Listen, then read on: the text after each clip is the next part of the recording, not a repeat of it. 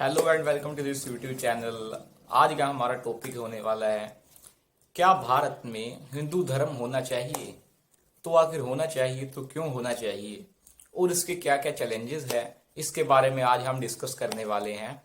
यह कोई प्रोपागेंडा या फिर किसी तरीके का फंडेड वीडियो नहीं होने वाला है। इसमें जो भी हम बात करने वाले हैं वो एक फैक्ट्स के तौर पर, और दूसरा हम जानेंगे कि कल्चरल वाइज किन किन तरीकों से चैलेंज आने वाले हैं हमारे सोसाइटी में, और क्या हिंदू धर्म को ही भारत में लागू होना चाहिए या फिर नहीं। इस पर हम डिस्कस करने वाले हैं आज के इस वीडियो में। चलिए इस वीडियो की शुरुआत करते हैं। सबसे पहले मैं आपको बता दूं कि जो हिंदू धर्म है उसको भारत में क्यों होना चाहिए, इसको भी हम डिटेल में जानेंगे। और जो हमारा समाज है यानी कि सोसाइटी है वो किन से निर्मित होती है उसको जान लेते हैं, और इसके चैलेंजेस क्या क्या है। देखिए, कोई भी परंपरा और कोई भी जो संस्कृति है वो बनती है इंडिविजुअल से, यानी कि लोगों से, वहां पर जो लोग रहते हैं उनसे बनती है, और उनमें एक भावना निर्मित रहती है जिसको हम कहते हैं परंपराएं। परंपराएं जब किसी भावना से जुड़ जाती है तो उसका लॉजिक अगर ना दिया जाए तो वो रूढ़िवाद की ओर प्रचलित हो जाती है, यानी कि रूढ़िवाद का रूप धारण कर लेती है। उदाहरण के रूप में हम देखते हैं कि सबरी वाला मंदिर, जिसमें महिलाओं का जाना अलाउड नहीं है, वहां पर इस तरीके की परंपरा फॉलो की जाती है। जब हमारी परंपराएं किसी भी इंडिविजुअल पर या फिर किसी भी समाज पर गलत इम्पैक्ट डाल रही हो तो इस तरीके से सरकार हस्तक्षेप उसमें कर सकती है व्यक्ति की गरिमा को बनाए रखने के लिए। और भारत के अंदर सरकार ने धर्म के मामलों में अपना सॉफ्ट रूप भी अपनाया हुआ है, जैसा कि हम सभी जानते हैं, ताकि व्यक्ति अपने क्रियाकलाप को कर सके, अपने भी जो धर्म उपासनाएं हैं उनको अच्छे से कर सके। लेकिन भारत में हिंदू धर्म को लेकर काफी चर्चाएं बनी हुई हैं। क्या भारत में हिंदू धर्म जो है वो लोगों को बांटने का काम करता है, या फिर ये जातियों के नाम में आपस में लड़वाने का काम हिंदू धर्म करता है? इसको समझ लेते हैं। सबसे पहले समझते हैं कि आखिर धर्म होता क्या है। धर्म यानी कि रिलीजन, इसको हम जानते हैं। रिलीजन यह इंग्लिश वर्ड है, लेकिन हिंदी में ये धर्म जो शब्द है ये रिलीजन का नहीं है। क्या हमने तो यही सुना है कि रिलीजन और धर्म एक ही होता है? जी, ये आपने बिल्कुल गलत सुना है, ये काफी गलत है। हिंदी में इसका कोई शब्द है ही नहीं। आखिर जिनको आप धर्म समझते हैं वो धर्म है ही नहीं। उदाहरण के लिए इस जो स्टेटमेंट जो मैंने बोली है इसको अभी मैं सिद्ध कर देता हूं। उदाहरण के लिए चीनी जो है, चीनी का धर्म क्या है? चीनी का धर्म है मिठास, मीठा करना उसका धर्म है। नमक का धर्म क्या है? नमकीन करना। आखिर उस वस्तु का वो गुण जो उससे अलग न किया जाए वो धर्म कहलाता है, ना कि जो आप देखते हैं रिलीजन के तौर पर वो कहलाते हैं।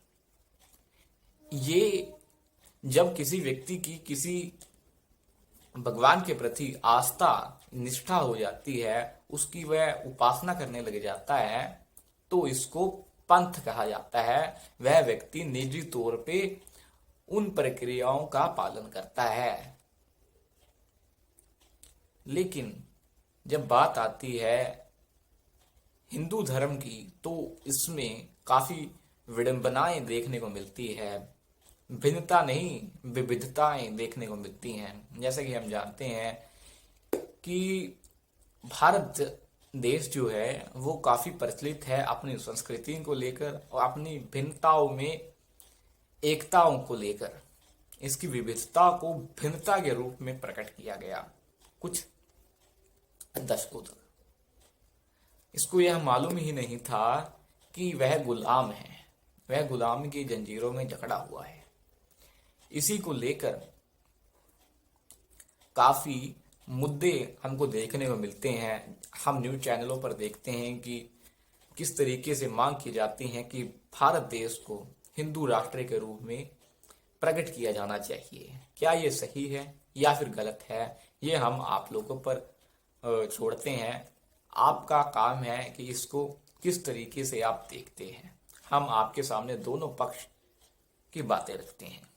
जैसे कि अन्य धर्मों में किसी भी अर्थ विग्रह को लेकर चर्चाएं नहीं आती है, यह हमको हिंदू धर्म में ही देखने को मिलता है। अब मैं आपको एक ऐसी चीज बताता हूं कि हिंदू जो है वो कोई धर्म नहीं है। क्या हिंदू कोई धर्म नहीं है? तो हम तो यही सुनते आए हैं कि हिंदू धर्म है हमारा और इस पर हमको गर्व करना चाहिए। हिंदुस्तान से ही पड़ा है हिंदू धर्म का नाम। जी नहीं, हिंदू धर्म नाम की कोई चीज नहीं है। धर्म है तो वो शास्त्रों से बोधित होकर वो आता है सनातन धर्म, यानी कि सनातन संस्कृति को ही हम कहते हैं सनातन धर्म। हिंदू धर्म का प्रयोग उन्होंने इसलिए किया है कि जो इस भौगोलिक टर्म को, ज्योग्राफिकल जो कंडीशन है उसको मद्देनजर रखते हुए हिंदू शब्द का प्रयोग किया गया है, ना कि उसके व्यक्ति विशेष के लिए हिंदू धर्म का प्रयोग किया गया है। जी हाँ, हिंदू धर्म की नाम की कोई चीज नहीं है और हिंदू भौगोलिक क्षेत्र को डिनोट करने के लिए एक सिंबल के रूप में उपयोग किया गया है, ना कि व्यक्ति विशेष के लिए प्रयोग किया गया है। और हिंदू धर्म जो धर्म नहीं है वह सनातन धर्म है। इसको लेकर काफी मिथ है, ये मिथ आपकी टूट गई होगी, इसको भी आप समझ गए होंगे। जो सनातन धर्म है इसकी संस्कृति काफी पुरानी रही है। बहुत से लोगों को सनातन की डेफिनेशन नहीं पता। हमने बहुत बार सुना है कि हम सनातन धर्म से हैं, सनातन धर्म ही असली धर्म है, हिंदू धर्म नाम की कोई चीज नहीं है। और आखिर सनातन धर्म ये आखिर है क्या, इसको कोई बताता ही नहीं है। सनातन जो काल से परे है, जिस पर काल का असर नहीं है, जो था है और रहेगा, उस पर टाइम ड्यूरेशन का कोई इफेक्ट नहीं पड़ता है। वो टाइम और स्पेस से परे है, वो है सनातन धर्म। आखिर इसको हम सोच क्यों नहीं पाते हैं? क्योंकि यह भौतिक दृष्टि से हम इसको सोच ही नहीं सकते। जैसे कि एक कुआं है और कुएं के अंदर एक मेंढक रहता है। मेंढक का दृष्टिकोण केवल उतना ही है जो कि उसको ये चार दीवारी दिख रही है, लेकिन उसमें एक समुद्र का मेंढक आ जाता है और समुद्र का मेंढक उसको कहता है कि क्या तुमने कभी समुद्र देखा है? वो कुएं का मेंढक उसको कहता है, जी नहीं, मैंने तो समुद्र नहीं देखा है। वो कितना बड़ा होता है, क्या आप मुझे बताएंगे? तो मेंढक कहता है कि वो बहुत बड़ा होता है। क्या इतना बड़ा? वो उसको हाथ से कंपेयर करने लग जाता है। वो मेंढक कहता है नहीं, बिल्कुल भी ऐसा नहीं है, वो समुद्र जो होता है वो काफी बड़ा होता है। क्या इतना बड़ा? वो हाथ करते करते काफी लंबा कर देता है। आखिर वो उस चार दीवारी को टच करने लग जाता है अपने हाथों से। तो वो कहता है क्या इतना बड़ा? वो समुद्र देख के आया भाई, वो उसको सीमा निर्धारित नहीं करती, वो तो अनलिमिटेड है।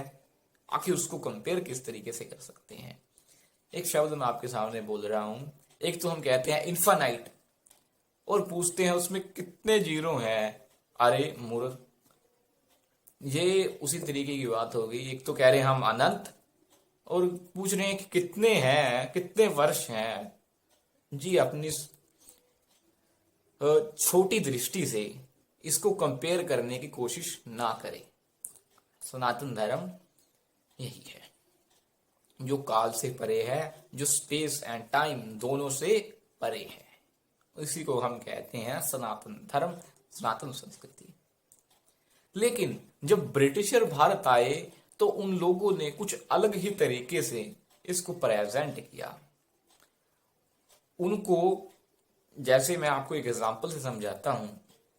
जब एक व्यक्ति है और एक व्यक्ति उसको गाली देकर जाता है तो उसको वह गले लगा लेता है, और दूसरा व्यक्ति उसको गाली देकर जाता है, उसको वो झापड़ मार देता है, और तीसरा व्यक्ति यह दोनों घटनाओं को देख रहा है तो वह देखकर कंफ्यूज होगा कि अरे ये क्या कर रहे हैं दोनों। पहला व्यक्ति आया, उसने इसको गाली दी, इसने इसको गले लगा लिया, और दूसरा व्यक्ति ने इसको गाली दी तो इसने इसको झापड़ मार दिया, ये क्या चक्कर है। वह उससे पूछता है उस व्यक्ति से, तो वो कहता है एक मेरा दोस्त था, एक मेरा दुश्मन था, तो इसलिए मैंने दुश्मन के साथ वही व्यवहार किया जो मुझे करना चाहिए था, और दोस्त के साथ मैंने वो व्यवहार किया जो मुझे करना चाहिए था। तो इससे हम समझ सकते हैं कि शब्दार्थ के पीछे नहीं, हमको भावार्थ के पीछे जाना होगा। लेकिन जब ब्रिटिशर भारत आए तो उन्होंने अपने हिसाब से इंटरप्रेट करना शुरू कर दिया, अपने हिसाब से चीजों को समझना चालू कर दिया, और जब उन्होंने भारत के वासियों के सामने यह